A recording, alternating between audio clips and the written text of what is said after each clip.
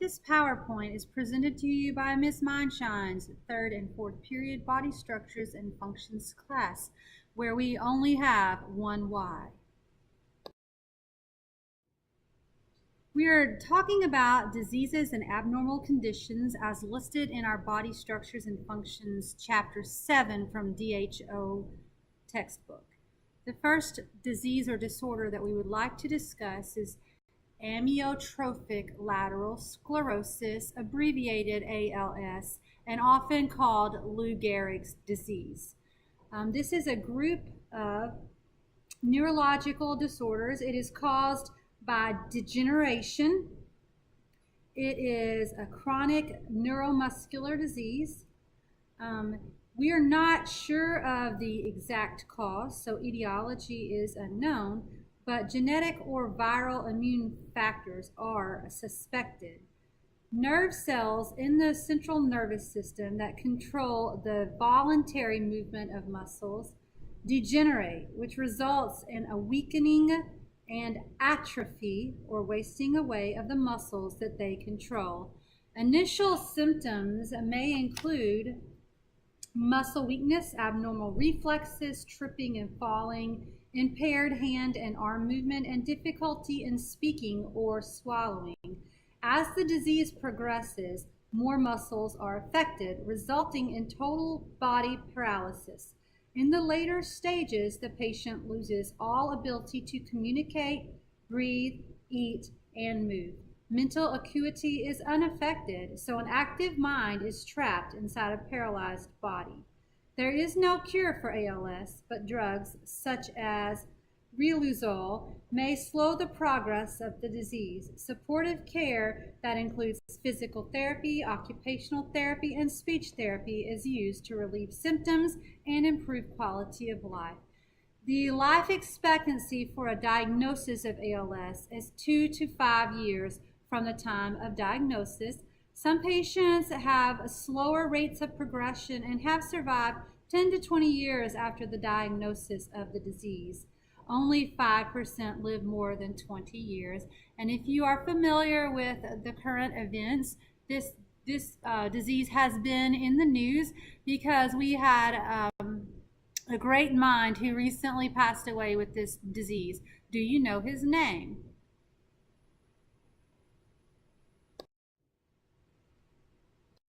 The second disorder we would like to discuss is carpal tunnel syndrome.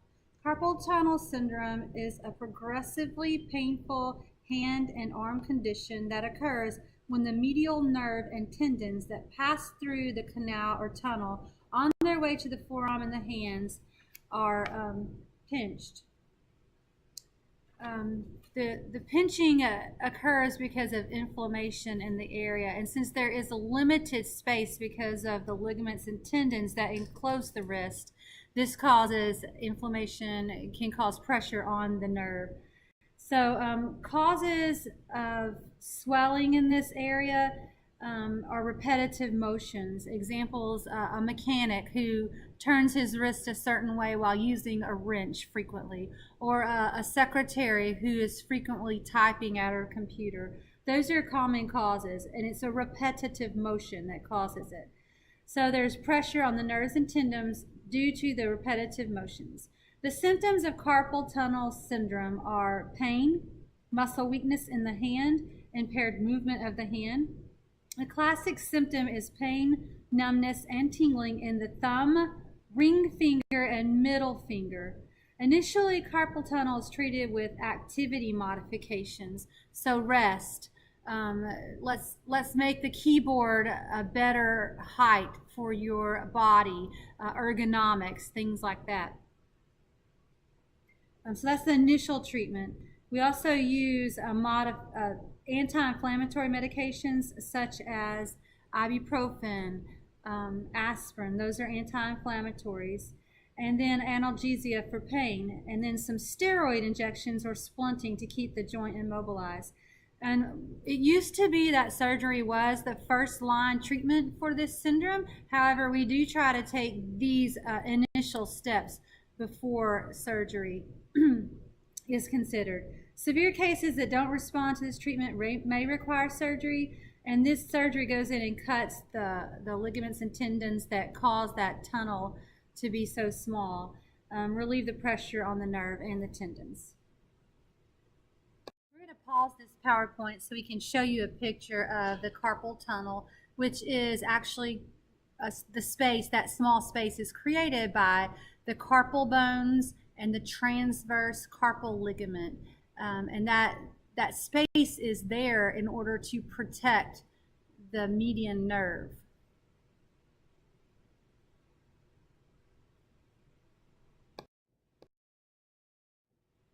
So the next disorder we will be discussing is cerebral palsy. Cerebral palsy is non-progressive, and that means it doesn't get worse. The symptoms are the same. It's not contagious. That means it wasn't caused by an infection. The symptoms are not caused by an infection. It is a disturbance in the voluntary muscle action and is caused by brain damage. So voluntary muscles are those muscles that are under our control, such as the skeletal muscles. Things that can cause this damage to the brain are a lack of oxygen to the brain. For example, during childbirth, if the umbilical cord gets wrapped around the baby's neck, sometimes that can cut off the supply of oxygen to the brain for a time. Other birth injuries that cause brain trauma. The mother having German measles or rubella is the name for that during her pregnancy. And other infections can also cause the damage to the brain that results in cerebral palsy. There are three forms: spastic, athetoid, and atactic. The most common is spastic. Symptoms of cerebral palsy include exaggerated reflexes. So for example, when you go to the doctor and they tap your knee and your foot swings forward, that is an example of a reflex. So when we're examining, we would see that reflex would be much more prominent or exaggerated in this type of a patient. We also see tense muscles, and these muscles can develop contractures, which are tightening of the muscle or shortening of the muscle that causes the joint to be stuck in a certain position. It decreases the range of motion. These patients often have seizures, speech impairment, or the inability to speak at all, spasms and tremors, and in some cases their mental development is retarded or very slow. Although there is no cure, we do treat these patients with physical therapy, occupational therapy, and speech therapy. They're very important. We use muscle relaxant medications, such as, that will make reduce the spasticity of the muscles. We use anticonvulsant drugs. These are seizure medications to prevent seizures. Other options are cast and brace and orthopedic surgery. Orthopedic surgery is for severe contractures to release maybe the muscle a little bit.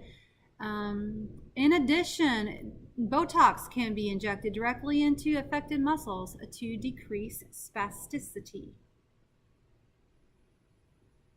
So here we go.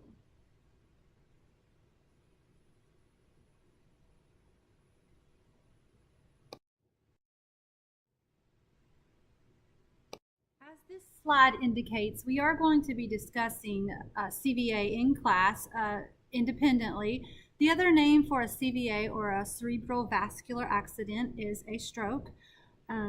It has also been called a brain attack, not very commonly. Most commonly it's called CVA or stroke. What happens is there is impairment in the blood flow to the brain, which results in a lack of oxygen to the brain, and then the brain tissue begins to die. There are two main types of stroke. One is hemorrhagic, and the other is ischemic. During a hemorrhagic stroke, blood vessel in the brain breaks open and bleeds, and this decreases blood flow to the brain. This can be the result of high blood pressure also known as hypertension. It could be an aneurysm, or it could be the result of anticoagulant use, which is a blood thinner, or trauma. So these are the causes for a hemorrhagic stroke. The other type of stroke, ischemic, occurs when there's a blockage, which causes a lack of blood flow to the brain. So this could be the result of a blood clot breaking loose from somewhere else in the body and then traveling and getting lodged in a small vessel at the brain. Things that increase the risk for a cardiovascular accident are smoking, high-fat diet, obesity, hypertension, which is high blood pressure, and a sedentary lifestyle. That means you're not very active. There are different symptoms. They depend on the area of the brain that's affected and how much brain tissue is damaged. Some of the common symptoms of an acute CVA include loss of consciousness, weakness, or paralysis, especially on one side of the body, and we call that hemiplegia, dizziness, dysphagia, which is difficulty swallowing. The person can have visual disturbances, mental confusion, and difficulty with speech and language. That is called aphasia. Also, a person will often have incontinence while they're in the midst of a stroke. Another, what we call a mini stroke, is a TIA, or a transischemic attack. It's caused by the same thing as a CVA. Has similar symptoms, but the symptoms do not last very long, only a few minutes, and they do not cause permanent damage. TIAs are often considered a warning sign that this person is at risk of having a stroke in the future. It's very important for a TIA to be promptly diagnosed and treated. Also, with a stroke, a CVA, is very important that during the first 3 hours of the onset of symptoms, that the person be seen and treated to prevent brain damage. The diagnosis is made using computerized tomography, or a CT scan, which is non-invasive, and it shows cross-sectional views of body tissue. We use this to determine if there is a CVA, and if so, which type of CVA it is, because there is a different type of treatment for each CVA. For example, if we have an ischemic CVA, what we would do to treat that is give a blood thinner, a very high potency blood thinner called tissue plasminogen activator, or TPA. Also call it a clot buster. And this is to dissolve that clot and restore blood flow. So if it's an ischemic stroke, then we're going to break up the clot and thin the blood. However, if it's a CVA that is caused by bleeding, then we would never want to make the bleeding worse by giving a blood thinner. So it's very important to find out the reason for the stroke so that we can treat it appropriately. So if the cause is found to be from a hemorrhagic stroke, remember, thrombolytic or clot-breaking therapy is not an option. In this case, it depends on the cause of the bleed. Is it high blood pressure? Is it anticoagulant use? Is it trauma? In some cases, surgery can be done to stop the bleeding. We also use some neuroprotective drugs that help reduce injury to the nerve cells in order to prevent permanent brain damage. Additional treatment depends on symptoms and is directed towards helping the person recover from or adapt to the symptoms that are present. So options are physical, occupational, speech therapy. Those are the main forms of treatment status post-stroke. The next disorder we will talk about is encephalitis. And if we medical terminologied this word, if we broke it down into its root word and suffix, we would see itis means inflammation and encephal means brain. So literally this is inflammation of the brain. Symptoms can be mild, like flu-like symptoms, and they can also be very severe. So once again, encephalitis is an inflammation of the brain. It could be caused by a variety of different things. Could be virus, could be bacterium, could be chemical. Could be a complication of measles, chickenpox, or mumps. The virus sometimes is contracted from a mosquito bite because mosquitoes carry the encephalitis virus. Symptoms vary, usually present, as I said, flu-like, then escalate depending on the severity of the infection. Other symptoms may include fever, extreme weakness, or lethargy, which is a general feeling of being tired, visual disturbances, headaches, vomiting, stiff neck and back, which would involve the meninges being inflamed as well. The person can be disoriented. They can even have seizures or go into a coma, and very rarely death is experienced due to an encephalitis. Treatment methods are supportive. That means they come alongside. We want to give the body as much support as possible while it is fighting the infection. Remember that viruses are not treated with antibiotics.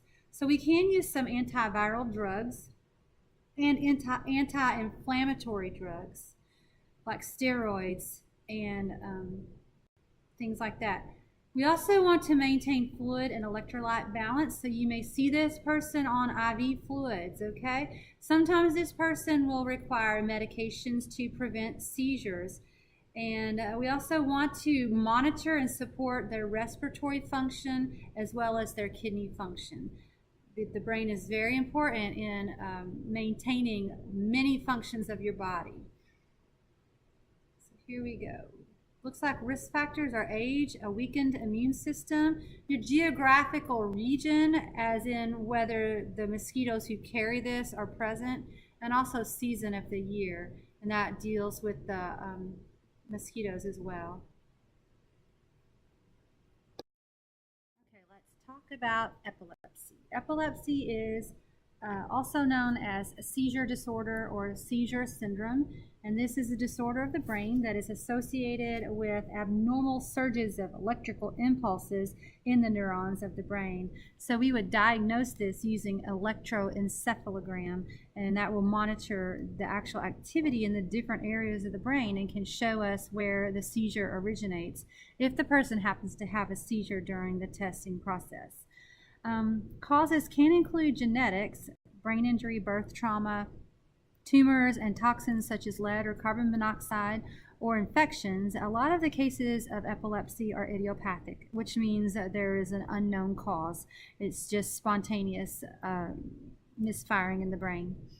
There are different types of seizures. One is absence seizure, also known as petit mal. They're mild. They are characterized by a loss of consciousness that usually lasts several seconds. They're very common in children, frequently disappear by late adolescence. The other type that you're probably familiar with is tonic-clonic, or grand mal is the other name for it. They are very severe. They're characterized by not only a loss of consciousness that lasts several minutes, but also convulsions accompanied by violent shaking and thrashing movements. The person often will hypersalivate, which means produce excessive saliva that will cause them to look as if they're foaming at the mouth. They also lose control of body functions such as their bowel control or bladder control. So usually people who actually have a true grand mal seizure will have incontinence during the seizure. Some individuals know that the seizure is coming on. They can feel it coming on because they experience what we call an aura. So examples of auras are maybe they have a particular smell or a certain sound in their ears, like a ringing sound, or maybe they have a visual disturbance or tingling in the fingers and toes just before a seizure occurs. We treat seizure disorder with anticonvulsant drugs. So this would be taken in a daily dose to prevent seizures. Some people use a diet high in fat and low in carbs, or ketogenic diet, in place of medications or along with medications. And some have what we call a vagus nerve stimulator, which is similar to a pacemaker. So it would be an electrical impulse that stimulates that nerve that may help control the seizures. There are some surgeries that are possible. Not every seizure disorder can be treated with surgery, but there are some options, like a laser thermal ablation. Uses a small laser tip tube that's inserted into the area of the brain that causes the seizure to destroy that tissue. In special cases, brain surgery can be performed to remove the area of the brain causing the seizure. And in early childhood, the brain will actually reorder itself to take on the roles of that removed portion of the brain. Some other interesting facts: most people who have epilepsy have more than one type of seizure, and may have other neurological problems as well. Epilepsy is the fourth most common neurological disorder. It affects people of all ages. The goal of epilepsy treatment is no seizure, no side effects. And it's very important to discuss and describe what happens during a seizure. That's one of the most important observations to make for an accurate diagnosis of seizure disorder. Hydrocephalus, which would be translated as water on the brain, is an excessive accumulation of cerebrospinal fluid in the ventricles. So the ventricles are where the spinal fluid is produced. In some cases, the subarachnoid space of the brain. So this is below the meninges, called the arachnoid. It's usually caused by a congenital defect. So that means that the child would have this defect at birth. Could be caused by an infection or a tumor that obstructs the flow of the cerebrospinal fluid out of the brain.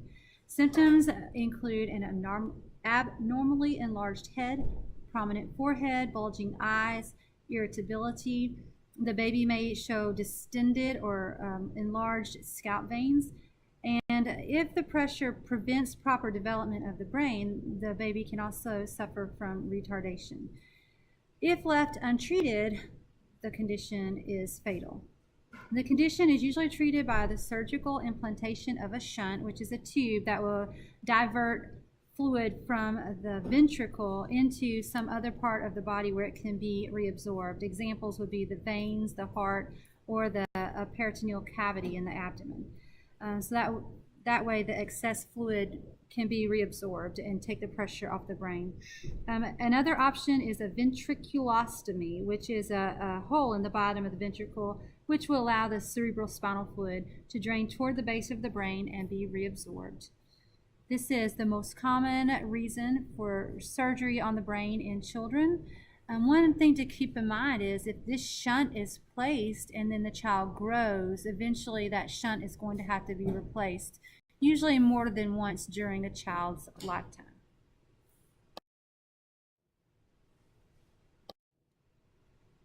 Next, we will talk about meningitis, and this is an inflammation of the meninges. And if you will remember that the meninges are the protective covering over the brain and spinal cord. And they are actually three layers. You have the dura mater, you have the arachnoid, and you have the pia mater. And the arachnoid is where the inflammation usually occurs, and as well as the pia mater. So this image shows those areas being inflamed. They can be caused by bacterium, they can be caused by virus, they can be caused by fungus, or they can be from toxins such as lead or arsenic. Early signs are often mistaken for the flu, but the symptoms will progress into a high fever, headache, and then pain and stiffness in the neck and back. Can also lead to nausea, vomiting, confusion or delirium, convulsions or seizures, and if untreated will result in coma and death. Things that we do to treat: first of all, supportive care. If the meningitis is caused by bacteria, we can treat that with antibiotics. We also use medications for fever called antipyretics and medications for seizure called anticonvulsants. We also can use medications for pain and to treat the cerebral edema. There is a vaccination for some forms of bacterial meningitis, and it is recommended for people who are going to be living in a community-like setting, such as the dorm rooms at a college. So the risk factors that increase your risk of getting meningitis are skipping your vaccinations. It's more common in certain ages, living in a community setting, pregnancy, and a compromised immune system. Perhaps you know someone who has been diagnosed with multiple sclerosis, and it is abbreviated as MS. Multiple sclerosis is a chronic disorder, and it doesn't go away. So it is also progressive, which means it gets worse as time goes by. It is a disabling condition that results from a degeneration or a breakdown of the myelin sheath in the central nervous system. So actually, it looks like the immune system eats away at the protective covering of the nerves, the myelin sheath. If you will recall from your neuron cell that you illustrated, the myelin sheath is that lipid covering of the axon that speeds up the transmission of the impulse. So multiple sclerosis is degeneration of that myelin sheath in the central nervous system. So this is the brain and the spinal cord. It usually occurs between the ages of 20 and 40. There's a picture in your book on page 181 of a lady with multiple sclerosis. And the cause is unknown, but it is suspected to be genetic or autoimmune, which means the body is attacking itself. Its own tissue, in this case the myelin sheath. So those are the suspected origins. The disease progresses at different rates, and it has periods of remission. So you need to understand what remission means. Perhaps you've heard that word before. I would suggest that you look it up. So multiple sclerosis is progressive, but different people's disease progresses at different rates, and it also has periods of remission. Early symptoms. So before maybe you're even diagnosed, the first signs and symptoms that you have something wrong would be visual disturbances such as diplopia, which is double vision. Maybe you have some weakness, fatigue, poor coordination, tingling, and numbness. As the disease progresses, the symptoms will progress as well. Examples: tremors, muscle spasticity, paralysis, impaired speech, emotional swings, incontinence.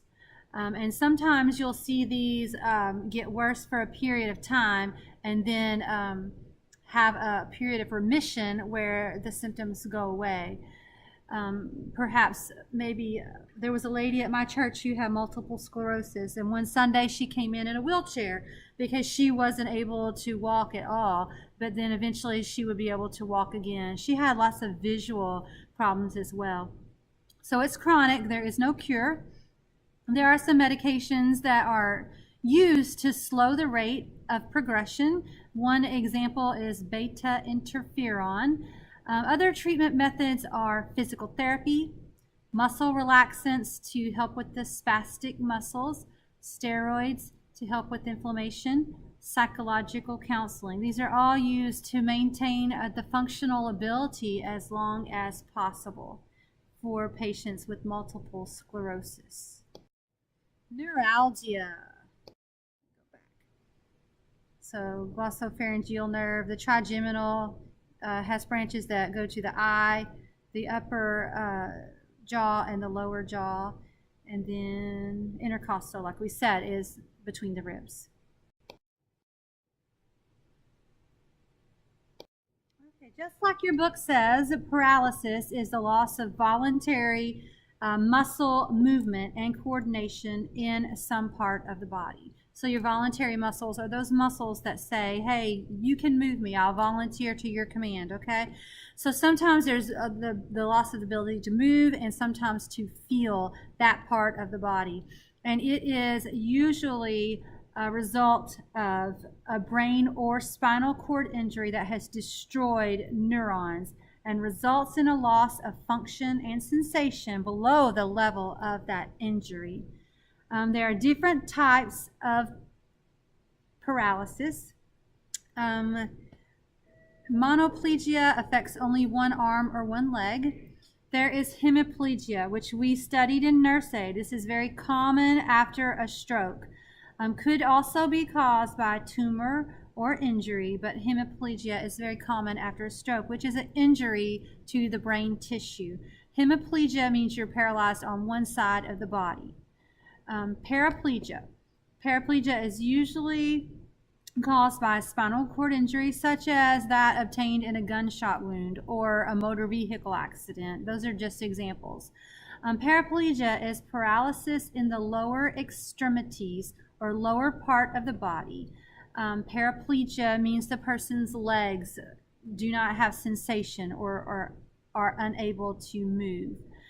Sometimes paraplegia, scratch that. Quadriplegia is sometimes called tetraplegia, and quad and tetra both mean 4, and this would affect both of your arms and both of your legs.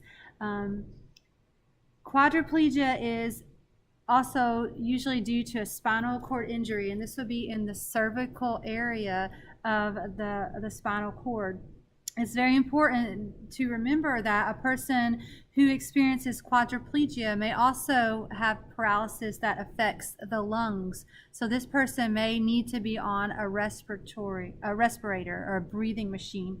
Remember that this is anywhere below the spinal cord injury will be paralyzed, and that includes things like your ability to control your bowels and bladder and things like that. Is something to think about.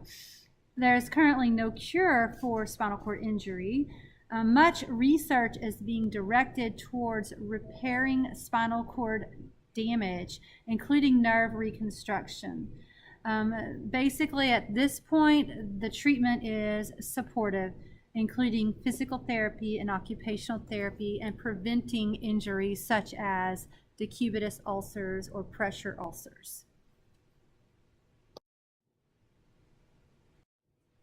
Parkinson's disease.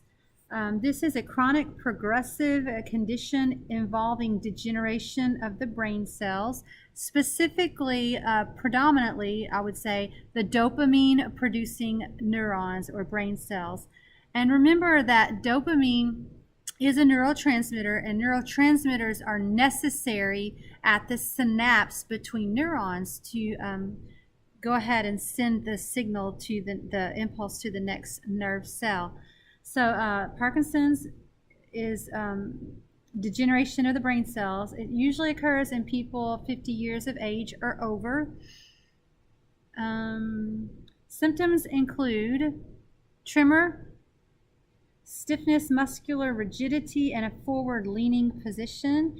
The person will also have a shuffling gait, and that means shuffling pattern of walking. They will have difficulty in stopping once they've started walking. You also see a loss of facial expression. Sometimes you will see drooling, mood swings, frequent depression, and other behavioral changes.